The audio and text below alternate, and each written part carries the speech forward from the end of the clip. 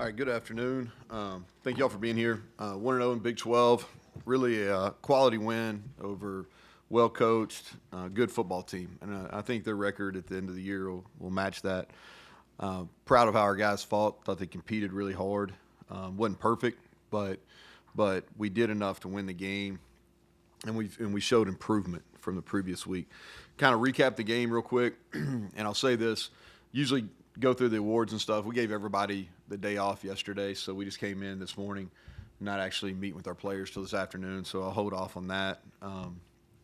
But kind of recap the game. Special teams, go over the things we got to improve on first and things that didn't go as well as we'd like. We had a great opportunity to block a punt. We missed that. And then our last two punts of the game. I think Ollie's been really good all year. He was, I'll talk about his good here in a second, but the two punts at the end of the game weren't good enough. And then we had one really kickoff return where we really had numbers and we just didn't execute blocks on the one that they gave us a chance to return. So that was disappointing. The positives on special teams, and we won the field position battle. We had two punts inside the 10, and both those were stops. One of them, we played really quality football. We had a punt. We pinned them on the 3. Aiden Garnes made a nice play. We held them. We had a good punt return, and then we scored a touchdown right before half and really played good complementary football. Michael Hayes has been really good for us. He's been consistent all year field goal wise. He made a big one in the game on Saturday. I think it's 41 yards he made, but I thought his kickoffs, and he did this at the end of the game versus Pitt. We talk here a lot about you got to be at your best when your best is required, and versus Pitt on kickoffs, and then versus Kansas on Saturday, he was at his best when his best was required. And then we had an explosive punt return. That's something Rod's really worked on over the last year and a half is punt returning, and he's our and he'll do that when Preston's done, but. Thought he stepped up, had an explosive return, did a quality job on that. We blocked that well. And then our punt and our kickoff coverage has been really good all year, continues to be. Thought we made some big-time plays on kickoff.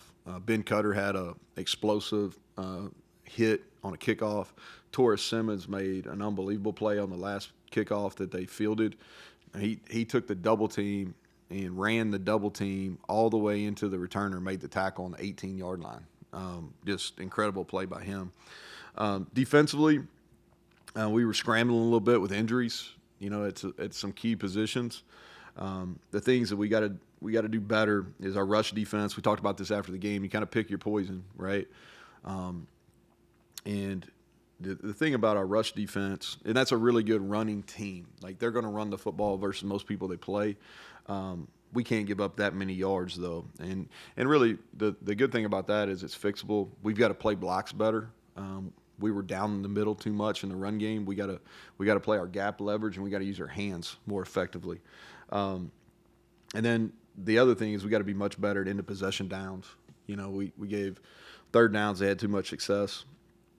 The positives is I thought our guys on defense really bounced back. We had 2 takeaways, which were critical by Tyron Bradley. I thought we finished strong. So 5 drives at the end of the game, we got off the field on 4 of those, either by the turnover on the last drive or forcing 3 punts. So only 1 score in the last 5 drives of the game.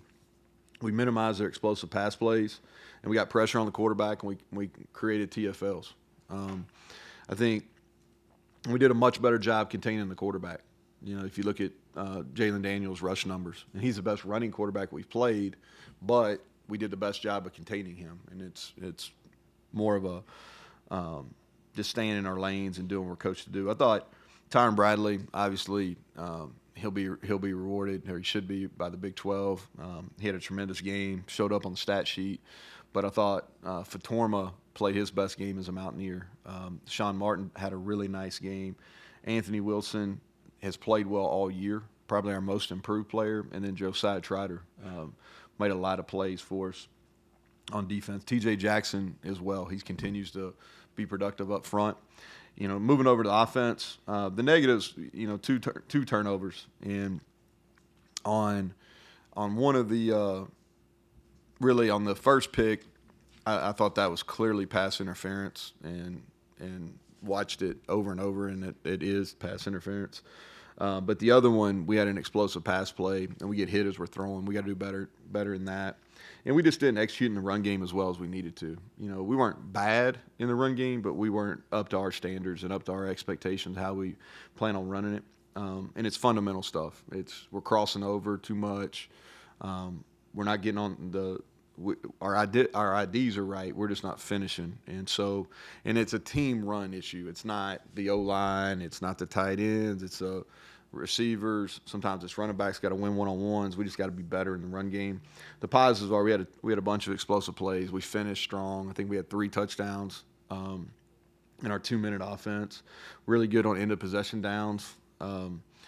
Garrett, he's got to be more efficient throwing the ball, but man, he made a bunch of plays, and he made a bunch of plays at winning time. Wyatt played really well. Hudson Clement played his best game probably in his career. I thought he played at a high level, won a lot versus man coverage. He was productive, but he even won more. The ball didn't get to him. Traylon Ray played well. And then Traylon Davis is a guy that's really played well for us all year. He's not going to show up in the stat sheets a lot, but he's played really well. So that's kind of the recap. Y'all, I'll take questions. I hadn't even looked at Oklahoma State, but a little bit this morning, so I would hold off on those because you're going to get some I don't knows. But anything as far as how we're handling the bye week, I should say too, is just meeting today. We'll practice Tuesday, Wednesday, and Thursday. Coaches will be on the road recruiting on Friday, some on Saturday, and then we'll practice on Sunday, and Monday will be our off day next week. So that's kind of how we're handling the week. So, questions, Greg? So, start with injuries. Obviously, you had a lot of guys beaten up this past game. So, What's the injury situation? Yeah, so hopeful that we'll have everybody back. On a couple of the upper body injuries, you just got to wait and see how the first few days go post. And so, but hopeful. Other than some of the head stuff, I feel confident everybody else will be back. Pass coverage, you mentioned you changed some things up schematically and personnel-wise. So evaluating that, do you think you did well there? Well, we did better. I don't think we've arrived by any means, but we did better. I thought Jacoby, first significant playing time of the year, made 2 critical errors, but the ball didn't find him a whole lot. And I thought he did some good things fundamentally, but he made 2 critical errors that he can't have. Crandall, up until when he got hurt, he's got to recognize some personnel things. You got to play it a little bit different when you got tight ends compared to when you have receivers just from speed. But I thought he played some quality snaps. And then, we kind of got really wanted to play Aiden Garnes mostly at corner. He ended up playing the nickel, and I forget somebody asked about this post game. But we had to play him a lot more inside there than we wanted to. He did some good things, but he also showed that he hadn't played in there a whole lot, So, but I thought from a schematic standpoint, we did a better job in the secondary. Now, where we got hit on some balls that we shouldn't have, especially on third down, is our underneath coverage. Our linebackers didn't play the pass very well. So we got to do a better job on those underneath stuff. That's where we got hit on some third and mediums, not necessarily corner or safety responsibility, but linebacker responsibility. We got to play better there. But we executed our base coverages, quarters, some cover 3 stuff with our pressures. We executed that at a much higher level. Just curious, walk me through your mindset there.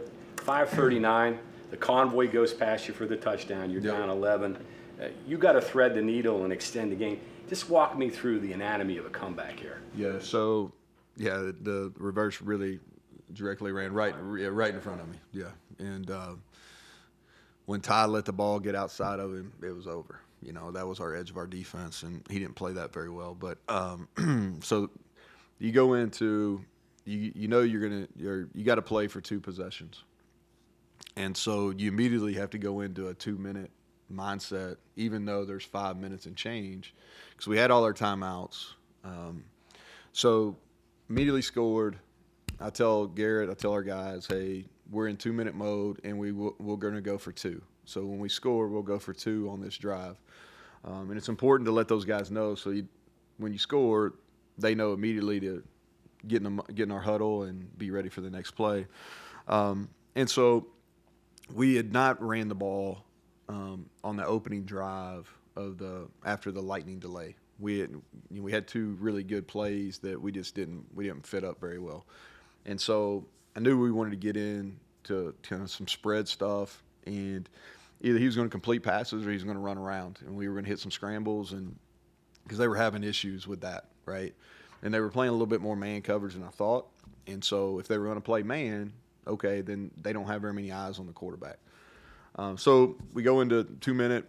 We had two nice third down conversions on that drive. We hit the 2-point play, even though it should have hit a lot earlier. We end up, Traylon did throw it on the – and then you go into – and this is where, practice is effective for the coaching staff as much as it is for players. So we had 3 minutes and some change left there with 3 timeouts. But you really have 4 because you now have the 2-minute timeout.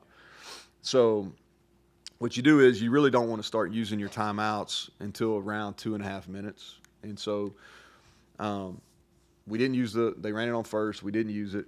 They ran it on second. It's 3rd and 4. You use it because even worst case scenario, they get it. You still should get the ball back if you can hold it. And so we end up only having to use, because we got the stop on 3rd down, we used the timeout again, and then we essentially had 2 timeouts because of the two minutes. So when you get the ball back on offense, and we sold out too. Let me go back. And so it's on the 3rd and 4 play, we sold out. We played zero coverage, and we came because in my opinion, you play that like it's a one-play game. Now, if they get it, you still have time to adjust, but you play that like it's the play to win the game. And I thought we did. Like there's some if you go back and look at that 3rd and 4 stop, Anthony Wilson, Sean Martin, we had some great singular effort plays on that. But you get the ball back. I think it was 2:06 if my mind's running right, or it may have been 2:20 something. I can't remember. Yeah, because I was trying to run a second play and I couldn't get Traylon lined up fast enough. But my message to the quarterback was, okay, hey, we're playing for a touchdown. All right, now we need to get the ball inside the 25, but we're playing for a touchdown, and we're not going to force anything, and we're not in a super hurry. We got time. And so that's kind of – and then we went down and scored. Where you get into, it's a little bit hairy, so I think there was 31 seconds on the last play for us. Where it gets a little hairy is we didn't have any timeouts because we had to use a timeout on a run where Garrett didn't get any yardage. Where it gets a little hairy is about 16 or 18 seconds is all the time you can run a field goal team out. So that's where, even though you had 31 seconds, we probably had one more play after – if that play was incomplete to Rod, you probably only have one more play before you have to or run your field goal team out there. So that answer your question? I know that was I tried to play through. Yeah, I tried to play through that. So speaking of Rodney, actually, you basically made him just an offensive player in this game because of the circumstances. What's the mentality with him moving forward, with him stepping up so much in this past game? More reps there for him, less on defense, still splitting time. So, no, I think we'll get back this week and start working back on defense. He's going to play offense too. I mean, he's done a nice job with the ball in his hands. He did it. He had 2 nice runs, had a great punt return, and then he did some really good things. And I was proud because he's really been unselfish, and he was rewarded by that with a game winning catch there. So.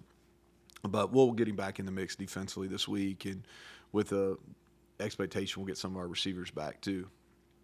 So this time of year always seems like a good time to get a breakdown on the true freshmen. Mm-hmm. Not just the guys that are playing, but maybe some of those that. Yeah, anybody in particular you want to ask about? Hey, just run through anybody you want to talk about. Yeah, I think that we gotta see if some guys are ready. I think this is a big week to test some guys out. Secondary wise, Keon Washington and Israel Boyce, those are 2 that we need to get a really long look at this week because I see them getting better, and I think they can help us. So those are 2 that from a defensive back standpoint that jump out. And then we've got to get this week too is, between Travion Dunbar and Dior Hubbard, we need to get those guys work because I can see us needing them as we get going. And they're both talented enough. They just got to do other things other than carrying the ball, whether that's pass protection, lead blocking, any of that type of stuff. And then we got to get Elijah Kinsler's a guy that we're going to need as the year goes on, and so we need him to continue to improve. Nate Gabriel's playing a lot. He'll continue to play. His role will continue to increase. Day-to-day, we haven't been able to get going. He needs to practice a little bit higher level, but he's talented. He's a guy that can help us, and we need to do that. But those are kind of the main guys. Now we're going to get a lot of work. So when we come in here next Monday, that's probably a better question as far as like who played well, because those guys will scrimmage Tuesday, Wednesday, and Thursday. They won't all be full tackle, but there'll be a lot of 11-on-11 work all 3 days, and so I can give you a kind of who stood out during that time. So even guys that made redshirt this year, so Wilkin, and I mean, just, how many of those are jumping out at you? Mm-hmm. What do you think of some of them? Yeah, so I'll just start. Look, we can start at quarterback. I think that Khalil is super talented, and he has some wow plays that go both ways. Like wow that's really good or wow that's really bad. And so, but he's really talented, and so there's going to have to be some patience there, as far as getting him fundamentally where he needs to be and getting him where he understands kind of what defenses are going to do. But he can really run, and he's going to be a problem, and he's a problem for our defense because he runs the scout team, and he's a problem. And he's really talented. We just got to get him honed in, and it's really a learning. And we knew there was going to be a learning period for him. It wasn't going to be immediate. But from a talent perspective, he's an absolutely. Like he's got talent. I think at receiver, Brandon Raymond is a guy that is he's going to be a really good player. Dom Collins is fast, just like you thought. He's got to learn how to play the position, but both those are going to be solid players for us. We talked about the running backs. Jen Ross is a guy that doesn't have a red shirt, but it's been a big jump in level of play for him. Now he's really talented, and he would be Cole's backup, really from a pass receiving threat. And I could see him, the more he gets comfortable, being able to help us later in the year. The O-linemen need some time, but those guys I feel good about them from an athletic standpoint. I think those guys are going to be able to play here. Linebackers, both of those guys, Curtis Jones playing for us on special teams. Ricky missed a lot of preseason, but Ricky Williams is going to be a high-level player here. He gets downhill. He's big, he's strong. I like what he's doing. And then the other DBs, like Keyshawn Robinson, is going to help us on special teams. Like he's played some on special teams. We'll probably continue to use him on special teams. And I already talked about the other guys. Anybody else in particular that you want to know about? D-line-wise? Zay Jennings is going to be a good player. He's just got to learn how to play on defense. Yeah. He's really good on special teams. He's a difference maker on kickoff. D-line-wise, let's see here. Byerson's going to be a really good player. He's battling through an injury right now, and he's getting used in a different way. He's going to redshirt, but he's a hit in recruiting for sure. Samarco. Yep, Samarco's playing. He's playing. Probably been a pleasant surprise out of that class. Really, he's a above average blocker right now, and as he gets more reps, I think he's going to be a really good blocker for us as it goes on. He's got good hands. He's just not a real fast guy, but really pleasantly surprised that he's able to help us right now. You take us through the evolution of yourself as a play caller since you retook the duties. Also, how do you rate yourself, gambler or conservative, or your approach to it? And third, the 2-point conversion play. Where did that come from, and what was the thinking behind that? Yeah, so let's start with the last one. You asked me a lot of questions there in a row, Bob. So let me. I'll try to work from the back forward. The 2-point play is a good play. It's a look off a play we run a lot. we've hit that 4 or 5 times, and so that's where that came from. It's a good. I like 2-point plays where you have multiple options, whether it's your quarterback has a run pass option, or somebody else has a run pass option, and there's a run pass option there. You know, Traylon's basically going to be the runner until he's not, and so that's kind of the thought on that play. You know, I don't know, like I think that's, you know, the question you asked me about gambler concern, I think that's all in the eyes of the beholder. You know, I think we're pretty aggressive as far as going for it on 4th down. We've been, in the last 2 years, we've been right at the tops in the country, you know, if in the mix there, in the top 10 for sure, and explosive passes. You know, so I think that takes some courage to call those. We are run-based, so we probably, you know, I think sometimes our fans probably don't understand like a 2-thought process on 3rd down. You know, we're going to run the ball a lot on 3rd down, and the reason is because we go for it on 4th. You know, and sometimes you get it on 3rd when you run it. Sometimes you go for it on 4th. You know, but it's a lot of times there's a two down thought process in that. You know, I really haven't to answer your first question, like evolution as a play caller. I haven't really stopped and thought about that. You know, I think that each game's different. You know, of how you call it. I think some of it has to do with your personnel, some of it has to do with the defense personnel. There's a lot more to think through when you're the head coach calling the game, because you know kind of what your strengths and weaknesses are on defense as well. And so am I different than when I was a coordinator? Probably, just because I'm thinking more from a whole team perspective, and I'm older. You know, like I think you get a little wiser the older you get most of the time. You can tell me better than that, but most of the time. Most of the time. So I don't know if that answers you, but that's how we're different. And we're different probably because what we have personnel-wise. I don't know if it's different because anything philosophically. It's just we're doing what gives our guys the best opportunity to execute right now.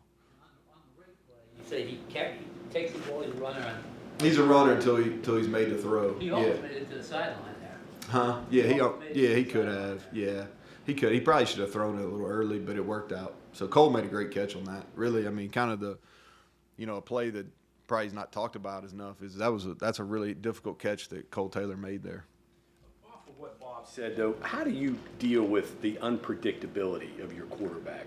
I mean, you want things to be some of his best plays aren't drawn up the way you plan it, and then some of the bad things that happen. Yeah. How do you deal Well, I with think there's good and bad with that. Yeah. You know, and so as a play caller, like especially in that game on Saturday, you kind of get a feel of.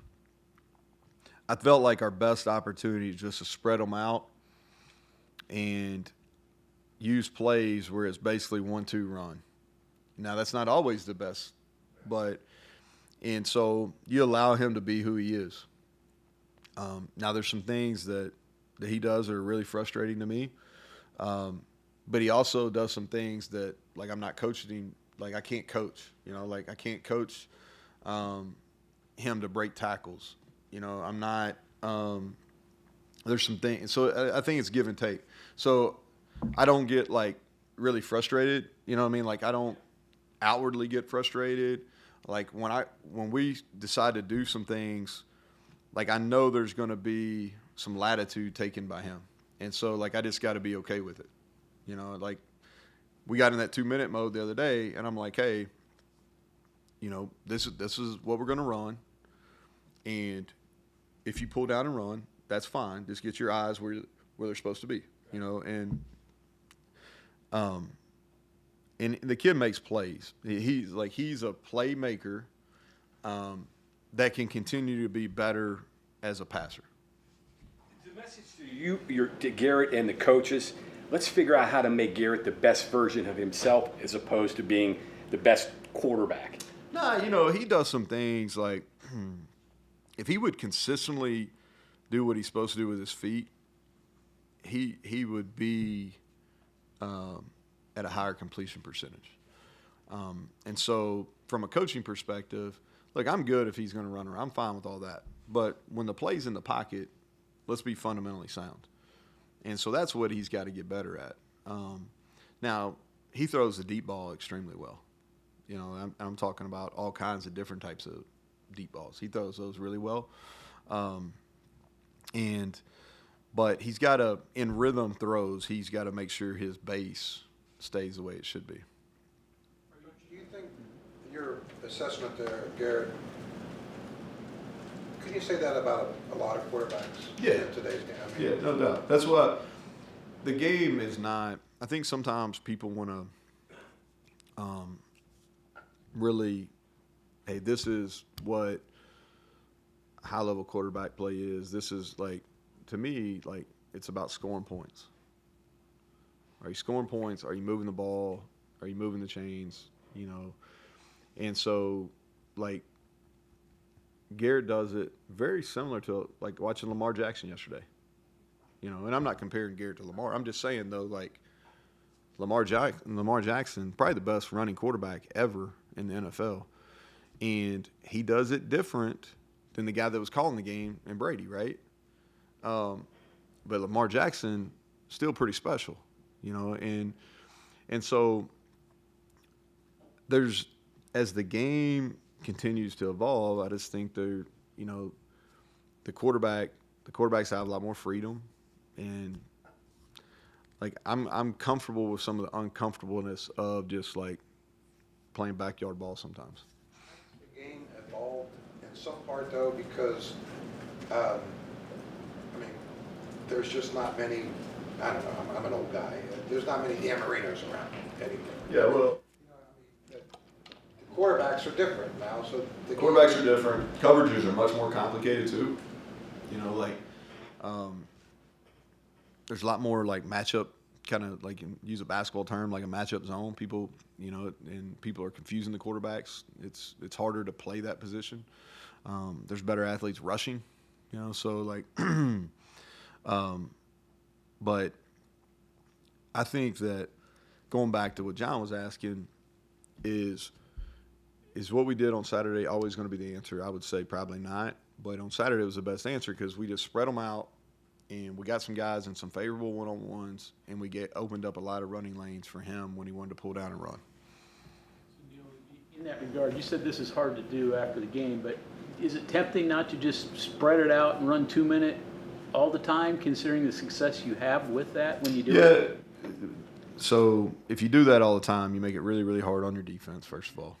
Okay. The second thing is if you're going to do that all the time, then people are working that all the time. When people are going to line up and play us, that's not the first thing they're working on. They're working on, all right, how they're going to play our run game concepts and how they're going to play the quarterback run stuff. That's the first things they're thinking about. And then how do you stop shot plays? That's what people that line up and play us right now are.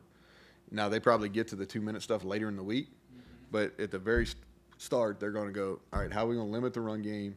Like, how are we going to play all the quarterback stuff? And then how do we keep the ball in front of us on shot plays? Without a doubt, that's what people are thinking about. And so if you do that all the time, then people, you know, because there's some cat and mouse stuff that you can do that makes it really hard. And then you're putting your O-line in a really tough spot, you know.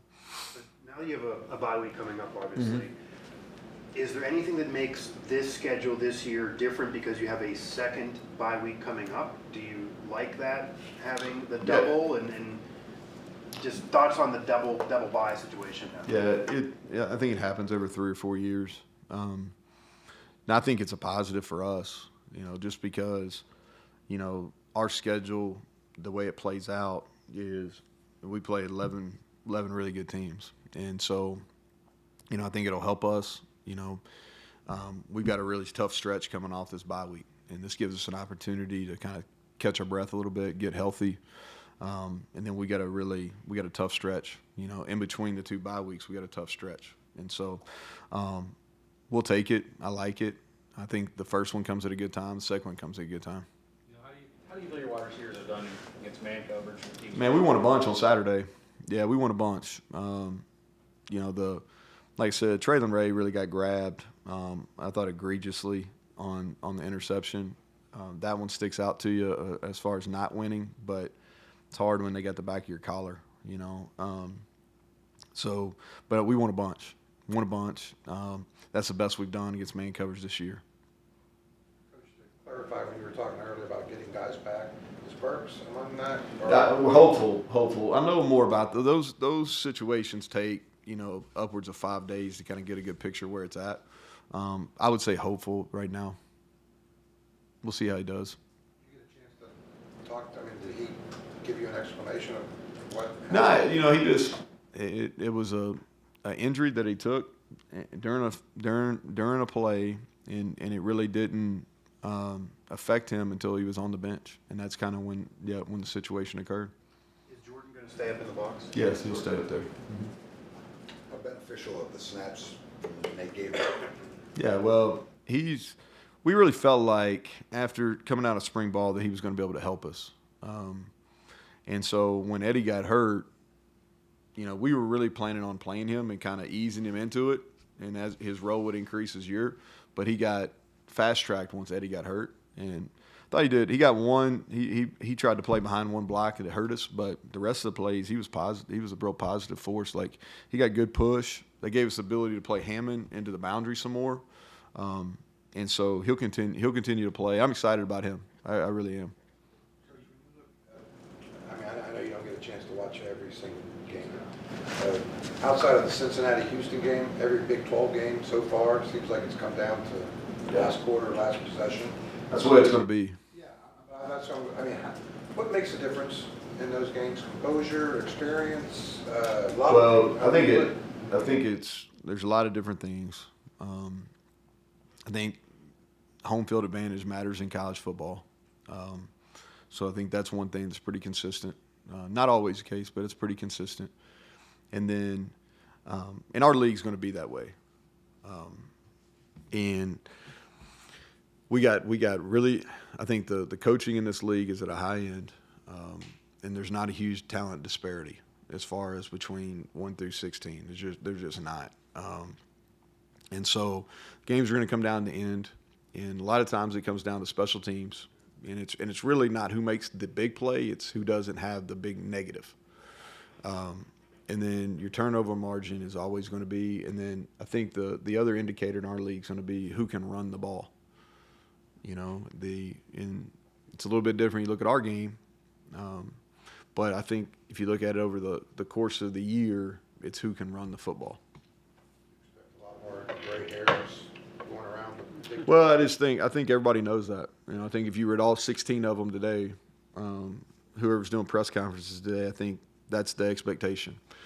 You know, and I've said this a lot in our league. The good thing is you have an opportunity to win every game. Bad thing is you have an opportunity to lose every game. You know, and we essentially play 11 of those every year. You know, and so it's a tough league. And the talent is somewhat equal, and there's high level coaching, and there's some really experienced head coaches in the league too. Anybody else? All right, thank you all.